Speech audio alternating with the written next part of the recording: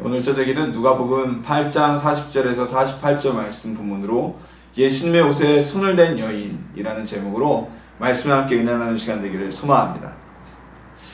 우리 속담에요, 물에 빠진 사람이 지푸라기라도 잡는 심정이다 라는 속담이 있습니다.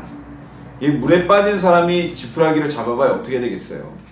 잡아야 소용이 없죠. 그냥 같이 푹 깔아앉죠. 하지만 그냥 물에 빠져 죽을 수 없으니까 무엇이든지 어떤 방법이든지 신경 쓰지 않고 가능성을 바라보고 나간다는 의미입니다. 정말 위기에 빠지거나요, 아니면 간절히 바라는 것이 있는 분들은요, 모든 가능성에 대해서 열어두고 바라보고 그대로 행동을 하죠. 그것에 최선을 다하죠. 자, 예를 들어서 옛날에, 요즘은 모르겠습니다. 옛날에 판소리를 하시던 분들은요, 득음한다 그러죠. 그 판소리 할 수 있는 득음을 얻기 위해서 심지어는 오래된 화장실에서 똥물을 퍼서 마시기도 했다고 하죠. 그게 어떤 과학적으로나 어떤 의학적으로 효과가 있는지 없는지는 모르겠지만 어쨌든 그분들은 남들이 다 싫어하는, 더러워하는 그 배설물에서 떠온 그 똥물마저 마셔가면서도 득음을 하고자 하는 그런 최선의 어떤 가능성을 가지고 득음을 위해서는 어떤 일도 하겠다는 어떤 의지의 표현의 모습 아니겠습니까? 자, 우리 교회들도요, 여러분, 새벽 기도가 가장 부흥하는 시기가 언제인 줄 아세요? 바로 수능 직전에 새벽 예배 인원들이 갑자기 늘어납니다. 새벽 기도회가 막 부흥한다고 합니다. 왜냐하면 수능을 치르는 자녀를 둔 부모들이 새벽 수능이 가까우면 이제 새벽 예배를 드리면서 자녀를 도우려고 하는 것이죠. 물론 이제 시험이란 건요, 특별한 하나님의 은혜도 있을 때가 있어야 하지만 사실상 시험이란 것은 자기가 평소에 한 공부량만큼 실력이 나오는 것이, 무슨 기도만 한다고 해서 하나님의 특별한 은혜가 아닌 이상 100점 맞을 사람이 잘 찍어서 200점 나오고 이런 경우는 거의 없거든요. 하지만 이 부모님들은 마음이 불안하고 급박하니까 수능 직전이라도 내가 도울 수 있는 방법이 무엇일까 찾다가 하나님 안에서 내가 새벽 기도를 통해서 우리 아이에게 도움이 주고자, 하나님의 도우심을 구하고자 하는 바람으로 새벽 예배를 드리는 거죠. 좀 안타까운 게, 그러면은 이제 미리미리 아이가 고등학교 들어오면서부터 새벽 기도를 쌓거나 지금 미리 새벽 기도를 했으면 좋겠던데, 아니면 또 수능이 끝난 후에도 이분들이 계속 새벽 기도를 쌓으면 좋을 텐데, 공통적으로 이런 분들은 수능이 딱 끝나면 그날부터 더 이상 새벽 예배를 안 쌓는다는 공통점이 있습니다. 그래서 이게 바람직한 모습은 결코 아니죠. 하지만 어떻게든 내 자녀에게 하나님께 기도해서 도움을 주고자 하는 이런 방법을 하나님 안에서 그 가능성을 찾은 것이 바로 이런 새벽 기도의 모습으로 나타나는 겁니다. 성경에서도 이렇게 간절한 마음으로 하나님을 찾아서 응답을 받은 인물들이 많습니다. 대표적으로 우리가 아는 사무엘의 어머니 한나, 아이를 낳지 못해서 서름을 당하여서 하나님께 나와서 울부짖었던 그 한나는 그 기도 때문에, 그 간절함 때문에 사무엘이라는 위대한 선지자의 어머니가 되었고, 사무엘 외에도 많은 아이를 출산하는 복을 받게 되었습니다. 또한 광야에서 가지고 나온 물이 다 떨어져서 이제 목이 마라서 탈수 증세로 죽음을 눈앞에 두었던 이스마엘과 하갈, 이들 역시도 이스마엘이 하갈이 하나님께 부르짖었고, 또한 이스마엘도 멀리 떨어서 어머니를 위해서 기도하였는데 하나님께서 그 기도를 들으셔서 그들의 간절함을 보내셔서 천사를 보내어 샘물이 그들의 눈에 띄게 하는 복을 주시고 위기에서 벗어나는 은혜를 주셨습니다.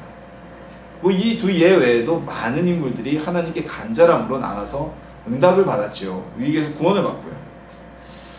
자, 오늘은요, 예수님께 나왔지만, 감히 예수님께 병 때문에 나왔지만 고쳐달라고 얘기하지도 못하고 예수님의 옷자락만 슬며시 아무도 모르게 만졌던 한 여인의 이야기를 통해서 우리가 하나님께 응답받기 위해서, 문제 해결받기 위해서, 기도 응답받기 위해서 나아가는 마음의 자세와 또한 그에 대한 예수님의 응답에 대해서 말씀을 나누고자 합니다. 오늘 말씀을 나누면서 간절한 주님에 대한 사모함과 그리고 우리의 삶의 형통함이 주어지는 시간이 되기를 예수님의 이름으로 소망합니다. 자, 오늘 본문 말씀은요, 우리 사복음서에서도 아주 특이한 문학적 구조를 가지고 있습니다. 저도 중학교 때인가 제가 배운 것으로 기억을 하는데요, 우리 문학 작품에는 여러 가지 관점과 구조가 있죠. 어떠한 시점에서 문학 작품을 쓰고 서술하냐에 따라서 뭐 전지적 작가 관점, 1인칭 관점, 3인칭 관점 이렇게 나뉘고요. 또 무엇이 있습니까? 전개 방식, 서술 방식과 전개 방식에 따라서 서사시 구조 또는 뭐 대화 구조 아니면 액자 구조라는 여러 가지 구조들이 있어요. 자, 이 중에서 액자 구조는요, 액자 안에 사진이나 그림이 또 하나가 이렇게 담겨져 있듯이 하나의 이야기 속에 또 다른 이야기가 그 안에 또 담겨져 있는 구조를 액자 구조라고 합니다. 이 오늘 본문은요, 복음서에서는 쉽게 찾기 어려운 액자 구조를 가지고 있는, 액자 구조라는 문학적 구조를 가지고 있는 본문입니다. 오늘 이 여인의 이야기는요, 좀 더 앞장으로 우리가 가게 되면 회당장 야이로의 이야기부터 시작이 되게 됩니다. 회당장이었던 야이로는 중병이 들어서 죽어가던 딸을 살리기 위해서 예수님을 찾아옵니다. 그리고 예수님께 간절히 청해서 자신의 죽어가는 딸을 고쳐달라고 구하게 됩니다. 예수님께서는 야이로의 청을 들으셔서 야이로의 딸을 고치기 위해서 야이로와 함께 발걸음을 야이로의 집으로 옮기고 이동하는 중이셨습니다. 그러던 가운데 야이로의 집으로 이동하고 계시던 예수님의 옷자락을 오늘 본문에 나타난 이 여인이 만졌던 것입니다. 즉, 큰 틀에서 보면요, 이 여인의 이야기가 끝나고 난 뒤에 또한 야이로의 딸을 살리시는 이야기가 담겨져 있거든요. 야이로의 이야기라는 이 큰 틀 속에 이 혈루병 걸린 여인의 이야기가 담겨져 있는 구조이죠.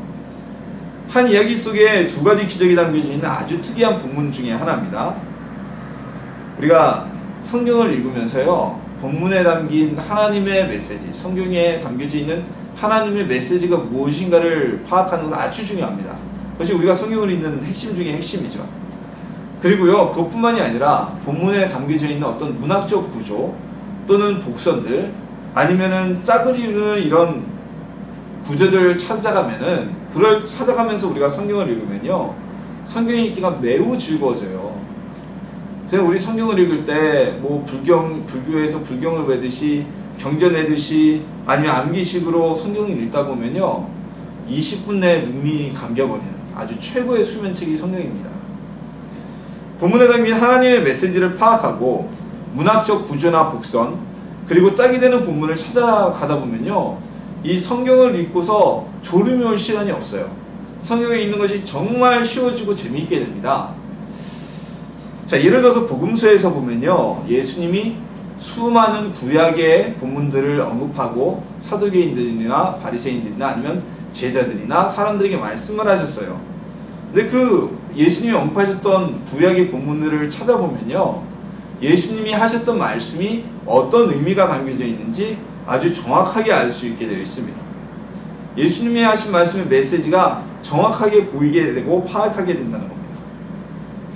우리 개역개정 성경은요, 더군다나 이 예수님이 인용하신 구절에 대해서 아주 자세하게 친절하게도 주석이 다 달려 있어요. 읽다 보면 예수님이 하신 말씀 중에 어떤 구약의 인용구가 있으면 뭐 기역이나 아니면 1번이나 2번이나 이런 표시가 있고, 성경 제일 하단에 보면 뭐 어느 서 몇 장 몇 절 이렇게 표시가 되어 있죠. 그래서 그걸 찾아서 읽어보면은, 아, 예수님이 이 말씀을 들어 쓰신 이유가 이런 이유였구나 라고 알기 쉽게 되어 있습니다. 이제부터 이제 성경을 읽으시면서 암기식으로 읽지 마시고 본문을 연구하고 읽으시면요, 정말 성경이 꿀처럼 단 말씀이 됩니다. 모르는 부분이 나온다 그러면 이제 고민하지 마시고 전도사님이나 목사님이나 교육자분들에게 질문하세요. 교육자들이 하는 일이 그거니까. 그럼 친절하게 설명을 해드릴 거예요. 오늘 본문도요, 성경에서 아주 특이한 문학적 구조, 복음서에서 많이 찾기 힘든 액자 구조라는 특이한 문학적 구조를 가진 본문이라는 사실, 이런 거 하나 상식으로 하나 기억해 두시고요. 그리고 오늘 본문에서 왜 액자 구조를 가졌을까? 다른 본문에서 찾기 힘든 이런 구조를 취했을까? 그 이유가 있는데요. 그 이유에 대해서는 제가 오늘 말씀을 마무리 지면서 한번 말씀을 드리겠습니다. 자, 그럼 오늘 본문에 대해서 다시 한번 들어가겠습니다.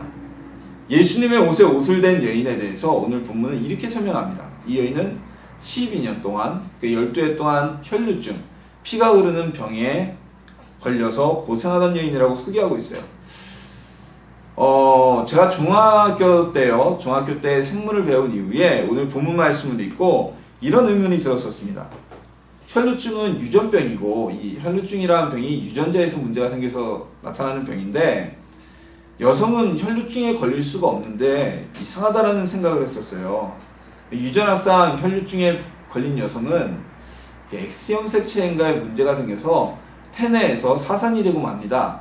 그래서 혈루증을 가진 현대의학에서 말하는 혈루증, 즉 현대의학에서 말하는 혈루증은 그거죠. 피에 혈장이 부족해서 상처가 나면 이 피가 지혈이 안 되는 병이에요. 그걸 혈루증이라고 그러는데 그 혈루증에 걸린 여성은 존재할 수가 없어요. 자, 그런데 오늘 본문에 보면 이 여인에 대해서 혈루증이라고 얘기를 하고 있었거든요. 오늘 성경에 기록된 이 혈루증은요, 현대의학에서 말하는 어떤 혈장이 부족해서 지혈이 안 되는 이런 병을 말하는 것이 아니고요. 피가 어떤 원인에 의해서 계속 흐르는 병일 것이다. 그걸 혈루증이라고 이야기했을 것이다. 라고 많은 성경학자들이 같은 의견으로 말을 내고 있습니다.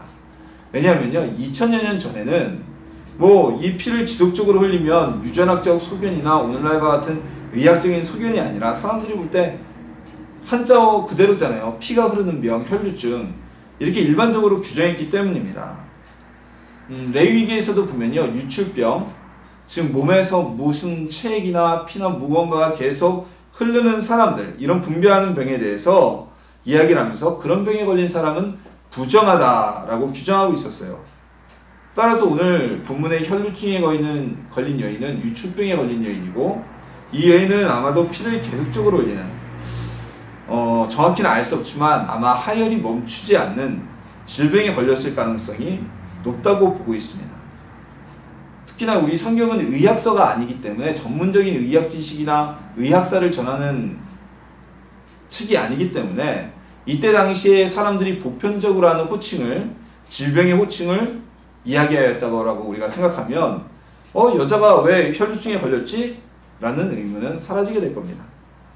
자, 이 여인은 무려 12년 동안 이 혈루증 피가 흐르는 질병에 시달리고 있었어요. 병을 고치려고 여러 용하다는 의원들을 찾아갔지만 누구에게서도 치료받지 못했고 돈은 다 재산은 탕진하게 되었고 몸은 괴롭게만 되었습니다. 오늘날에도 아주 쉽게 고치는 질병을 100여 년 전에는 못 고쳐서 죽는 경우가 굉장히 많았잖아요. 대표적인 게 홍역이라거나 아니면 예전에는 폐렴에 걸리면 죽었어요. 오늘날에는 폐렴 걸려봐야 병원 가서 주사 맞고 심한 경우에는 하루 이틀 입원하고 나면 그냥 괜찮잖아요. 근데 예전에는 폐렴에 걸리면 100여 년 전에는 죽었죠. 자, 그러니 2000년 전에 이 피가 멈추지 않는 질병을 고친다는 것은 정말 쉽지 않은 일이었을 것은 분명합니다. 몸은 계속 아프죠. 돈은 있는 대로 다 썼죠. 또 사람들에게 율축병에 걸린 자, 몸에서 피를 계속 흘리는 부정한 자라고 낙인이 찍혀서 이제 정상적인 사회생활을 할 수도 없었던 이 여인은 자신의 마지막 희망을 예수님께 걸게 됩니다.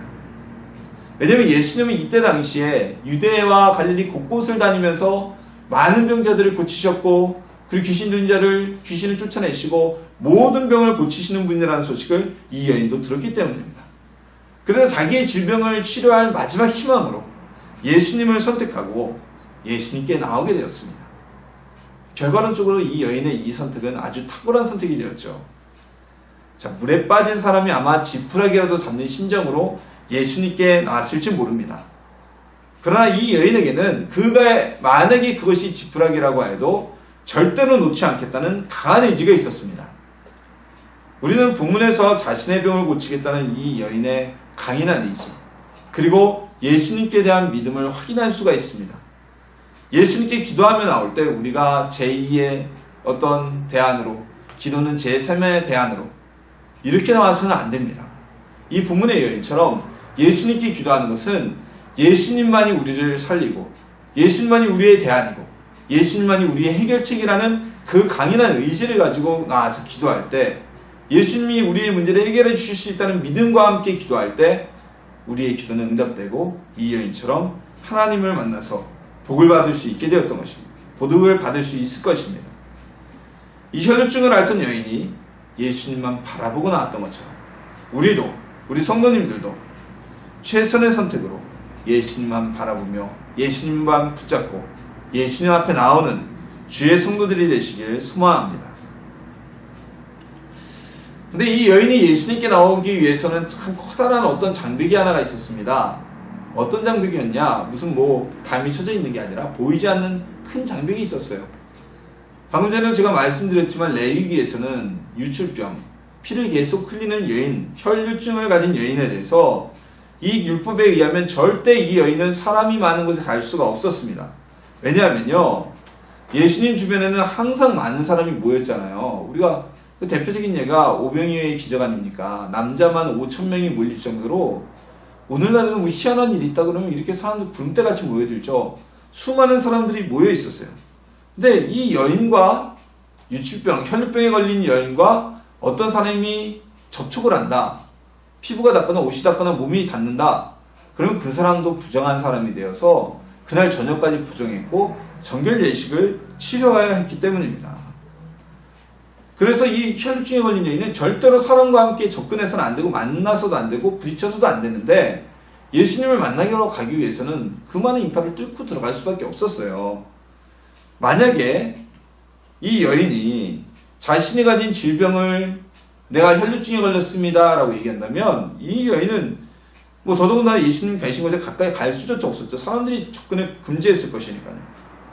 왜냐하면 이건 마치 메르스에 걸린 사람이 메르스에 걸린 것을 알고도 수백 명이 모인 공연장에 간 것과 똑같은 행위가 되기 때문입니다. 실제로 작년에 메르스 사태 때 메르스 무균자가 어떤 사람들이 많이 모이는 단체 모임에 갔다가 아주 맹비난을 받는 일이 있었죠. 사람들 다 전염시키려고 그러느냐 막 이런 일이 있었죠. 게다가 예수님은 이 본문에서 우리가 말씀을 나눴다시피 이미 해당장 야이로의 딸을 고치시기 위해서 이동하고 계시는 중이었어요. 야이로의 집으로 이동하고 계셨어요. 이 여인은 예수님께 나와서 예수님 제 이런 병이 있는데 고쳐주세요 라고 말할 수도 없는 상황이었고 또 예수님이 이미 야이로의 집으로 가고 계셨기 때문에 실질적으로 예수님께 병을 고쳐달라고 이야기할 시간조차도 없었던 것입니다. 그러나 이 여인은 예수님을 통해서만이 자기의 병을 고침을 받을 수 있다는 사실을 굳게 믿고 있었어요. 예수님이 아니면 예수님께 고침받지 못하면 자기는 평생 이 병을 고치지 못한다는 사실을 알고 있었던 것입니다. 예수님께서 야이로의 집으로 이동하시자 이제 수많은 사람들이 함께 움직이기 시작했습니다. 아마도 오늘날에도 이제 그 유명한 연예인이 종로나 이런 데서 또는 유명 정치인이 움직이면 어떻게 됩니까? 사람들이 와 몰려가지고 인파가 같이 막 부대끼면서 움직이잖아요. 그런 모습이었던 것 같아요.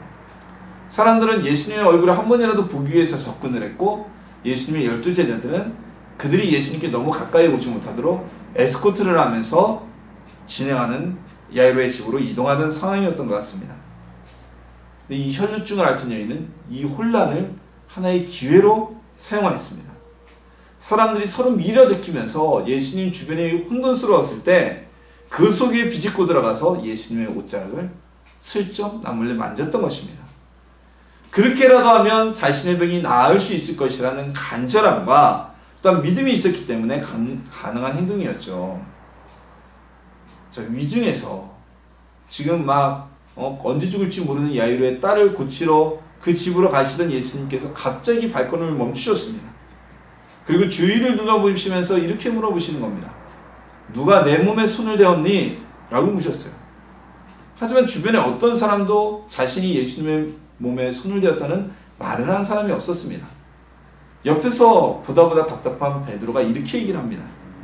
예수님, 이렇게 많은 사람이 밀어제끼는데 움직이다가 누가 실수로 밀려서 손을 댔겠죠.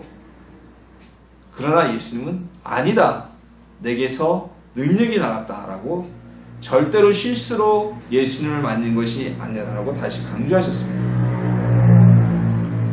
예수님께서 모든 것을 이미 알고 계신다는 사실을 깨달은 이 여인은요, 더 이상 숨어 있을 수가 없었습니다. 그래서 예수님 앞에 나가서 자신이 예수님을 만지게 된 경유와 그리고 12해 동안 혈류증을 앓았었는데 예수님의 옷자락을 만진 순간 흐르던 피가 멈추고 고침받았다는 사실을 고백하게 되었습니다. 자, 이 여인의 고백은요, 엄청난 파장을 일으킬 수 있는 일이었습니다. 앞서도 말씀드렸다시피 유치병자는 사람과 다른 사람과 접촉을 하면 안 돼요. 근데 예수님이 주변에 있는 그 엄청난 인파를 뚫고 들어가기 위해서는 아마 여러 사람이 이 여인과 신체 접촉을 했겠죠. 막 삐짓고 들어갔을 테니까. 이것은요, 율법을 알면서도 고의로 율법을 어긴 게 되고요. 그리고 이건 다른 사람들에게 엄청난 피해를 준 일이 됩니다. 또한 이 여인은 예수님께도 정식으로 자신을 고쳐달라고 요청하는 적도 없었고, 예수님께 내가 이런 병이 있다고 이야기하지 않았고 몰래 예수님을 만졌어요. 더군다나 예수님은 죽어가는 야이로의 딸을 살리기 위해서 막 급하게 이동하고 계시는 중이었는데, 이렇게 여러 가지 문제가 복잡하게 얽혀있고 큰 파문을 가지고 올 수 있는 이 고백이었지만 예수님께서는 이 여인을 전혀 꾸짖지 않으셨습니다. 오히려 딸아, 내 믿음이 너를 구원하였으니 평안히 가라며 이 여인을 격려하여 보내셨습니다. 왜냐하면요, 예수님을 향한 간절함과 또한 그 옷깃이라도 만지면 자신이 치료받을 수 있다는 그 믿음이 이 예수님을 흐뭇하게 했던 것입니다. 그리고 도덕적으로 비판을 받을 수는 있는 일이지만 예수님은 전혀 이 여인을 도덕적으로 비판하지도 않으셨고, 형식적으로 지키는 율법보다, 도덕적인 모습보다 믿음과 간절함으로 나오는 믿음의 행동이 더욱 중요하다는 것을 알고 말씀하고 계셨던 것입니다. 우리에게 그것을 보여주기 위해서 이 여인을 칭찬하고 격려하고 보내셨던 것입니다. 오늘 본문의 12해 동안 혈루증으로 인해서 고난을 받던 이 여인은요, 남몰래, 예수님도 몰래 예수님을 만졌지만 그 만짐으로 인해서 나음을 받았습니다. 12년이나 계속되던 질병에서 완전히 치료를 받게 되었습니다. 거기에는 이것이 나에게 있어서 마지막 방법이고, 예수님만이 나를 고칠 수가 있고, 내가 예수님의 옷깃만 만져도 나음을 받을 것이라는 믿음과 간절함이 함께 있는 행동이었기 때문에 기적을 체험하게 되었던 것입니다. 만약에 이 여인이 자신이 가지고 있었던 도덕적 기준, 그리고 율법을 다 준수하려고 했다면요, 절대로 병을 고치지 못했겠죠. 평생 병으로 괴로움을 당하다가 죽음을 맞이하고 말았을 것입니다. 자, 우리가 기도하며 예수님께 나올 때 우리는 어떠한 마음의 가짐으로 나와야 할까요? 지난 성탄절 때 주기철 목사님에 대한 다큐멘터리 드라마가 이렇게 쭉 나왔었습니다. 제가 그 드라마를 보면서 뭉클했는데요. 주기철 목사님이 하신 말씀 중에 아주 유명한 말씀이 있죠. 일사각오, 한번 죽을 각오. 우리가 예수님께 나올 때는요, 오늘 본문의 여인처럼 정말 죽을 각오, 간절한 마음을 가지고 나와야 합니다. 이 여인은 만약에 예수님을 만졌다가 치유받지 못하고 그게 밝혀지면 사람들한테 몰매맞아 죽을 수도 있는 일이에요. 율법을 고의적으로 어겼잖아요. 많은 사람들에게 피해를 줬잖아요. 예수님의 허락도 받지 않고 예수님을 붙잡았잖아요. 우리도 예수님께 일사각오의 마음, 정말 간절한 마음, 예수님만이 우리의 힘이 된다는 구원의 방편이라는 마음으로, 그리고 내가 기도하면 예수님이 들어주신다는, 응답받는다는 믿음을 나오면 우리에게도 기적이 일어납니다. 본문의 여인처럼 간절한 마음과 응답을 받는 믿음으로 하나님께 나와서 기적을 누리는 성도님들이 되기를 소망합니다.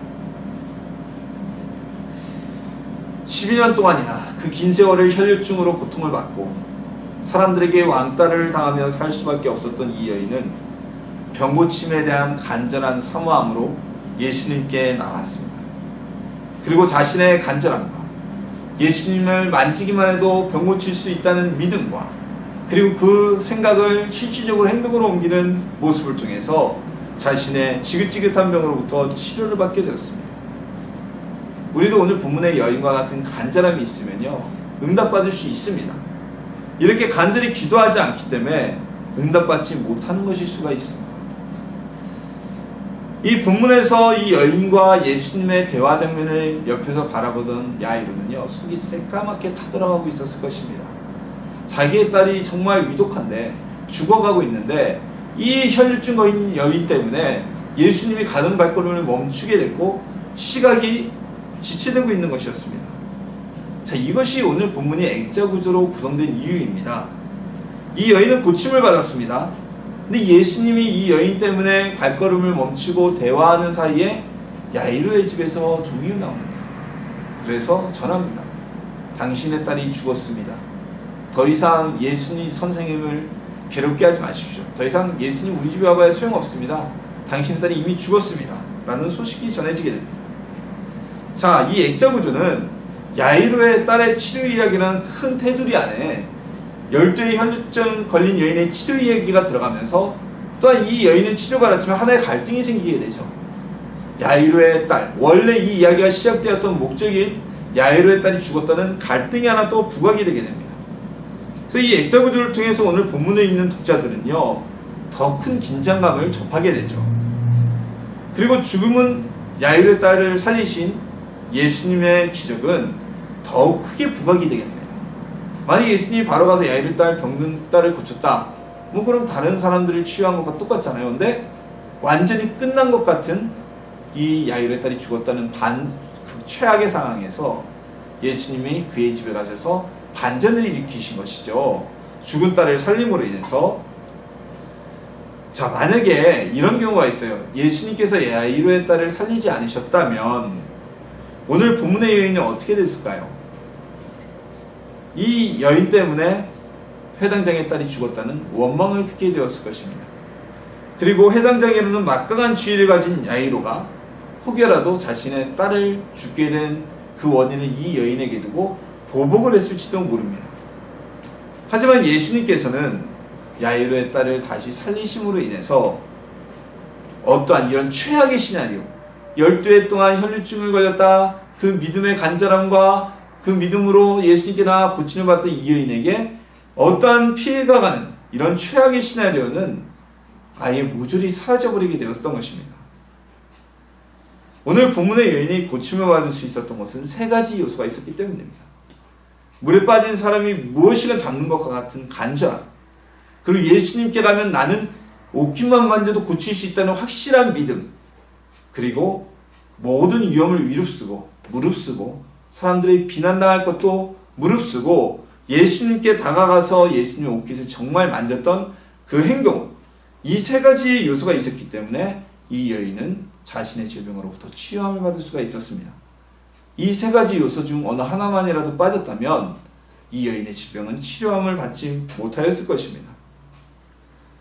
본문은 우리가 응답받기 위해서 예수님께 나가야 되는 자세, 어떻게 예수님께 나가야 되는지를 알려줍니다. 오늘 본문의 이 10대를 혈류증으로 고생하는 여인처럼, 고침받은 여인처럼 우리는 간절한 마음으로 예수님께 나가야 됩니다.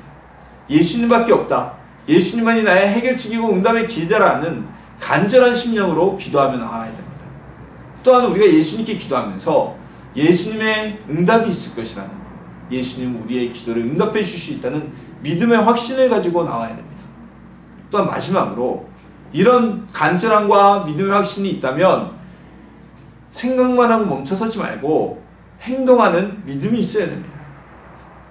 그러한 사람에게 예수님은 기도의 응답을 하여 주시는 것입니다. 우리가 어떻게 보면 기도 응답받지 못하는 것은 예수님께 기도하면서도 간절하지 않거나, 아니면 우리가 믿음이 없거나, 아니면 생각만 하고 있기 때문에, 행동을 하지 않기 때문에 기적이 일어나지 않는 것일 수 있습니다. 이제부터는 간절한 마음으로 예수님이 우리의 모든 기도에 응답하신다는 확신을 가진 믿음으로, 그리고 앉아서 생각만 하는 것이 아니라 진정 움직이며 기도하며 행동하는 모습으로 기적을 체험하는 우리 에스라임 신덕교회 성도님들 되기를 예수님의 이름으로 축원합니다.